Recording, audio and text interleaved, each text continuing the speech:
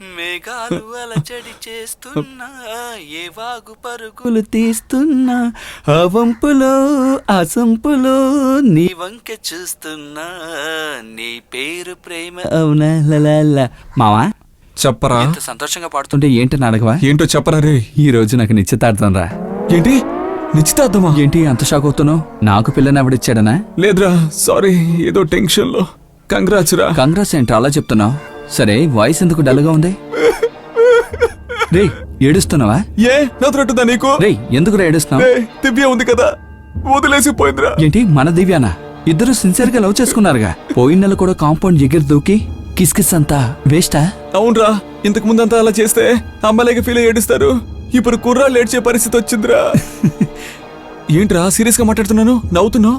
రే sorry మామ, వచ్చేసింది. అది ఎలా వస్తుంది టక్కునే? వద్దురా, నన్ను ఎవరు అర్థం చేసుకోలేదు, వదిలేరా. పెళ్లికి నేనుంటాను, నా దగ్గర తీసుకున్న 5,000 చదింపులుగా ఉంచుకో. రే పిచ్చోళ్ళ మాట్లాడుకో. నీ అందానికి అమ్మాయిలు దొరకరా ఏంటి? నీ పర్సనాలిటీకి బోల్డ్ మంది పడతారా? రే నేను నీకు ఎలా కనిపిస్తున్నాను? పర్సనాలిటీ చూసి రావడానికి మనసును చూసి రావాలరా. వస్తుందిరా, వస్తుంది. మరి నాకు కూడా లవ్ ఫెయిల్యూర్. లవ్ చేసిన అమ్మాయి కంటే సూపర్ అమ్మాయి నాకు దొరికిందిగా. వాట్సాప్ లో ఫోటో పంపిస్తాను, చూసి చెప్పు. అలాగే నీకు దొరుకుతుంది. అర్థమైందా? అర్థమైందిరా. నువ్వు అమ్మాయి దొరికిన సంతోషంలో ఉన్నావు, నేను నిన్ను డిస్టర్బ్ చేసినట్టున్నాను.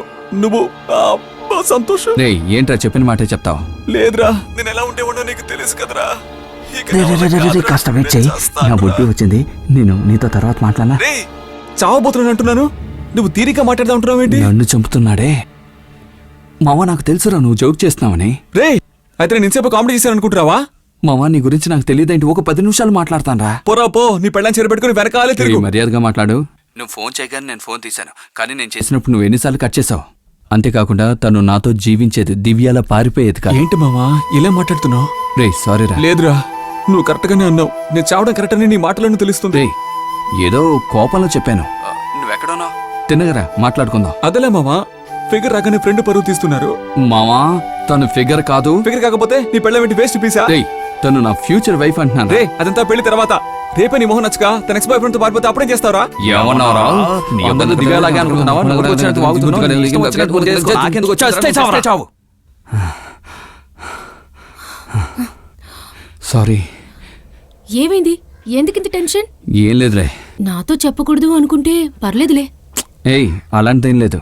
నా ఫ్రెండ్ ఒకడు, వాడొక ఫ్రెండే కాదు, వీడొక అమ్మాయిని లవ్ చేశాడు. ఆ అమ్మాయి వీడిని లవ్ చేసి ఇంకోటిని పెళ్లి చేసుకుంటుందట. అందుకే ఫోన్ చేసి చేస్తానని చెప్పి నన్ను చంపుతున్నాడు. అయితే చచ్చిపోరా అన్నది వాణ్ణే. ఎందుకలా అన్నారు? వాడేమన్నాడో తెలుసా? అబ్బోబో వద్దు.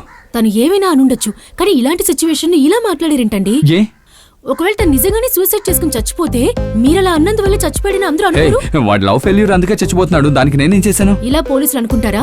సూసైడ్ చేసుకున్నవాడు ఎలా చనిపోయాడు, ఎందుకు చనిపోయాడు, వాడి కాల్ లిస్ట్ లో ఎవరికి చివరిగా కాల్ చేశాడు, వాడి కాల్ రికార్డింగ్ అన్నిటినీ చూస్తారు. పైగా మీరు తనతో చస్తే చావురా అని చెప్పారు కదా, అందుకే అంటున్నాను. నువ్వు డిటెక్టివ్ నవల్స్ చదువుతావా? నేనా నవల్లేమీ చదవలేదండి. మా నాన్న పోలీసే కదా, ఆయన సూసైడ్ అటెంప్ట్ కేసులని ఎలా డీల్ చేస్తారో నాకు బాగా తెలుసు. అందుకే అంటున్నాను, అతనికి ఒకసారి కాల్ చేసి మాట్లాడండి. నేను చేయను, వాడు చావడం, మనల్ని చంపుతాడు. చెప్పాల్సినవన్నీ చెప్పాను, తర్వాత మీ ఇష్టం.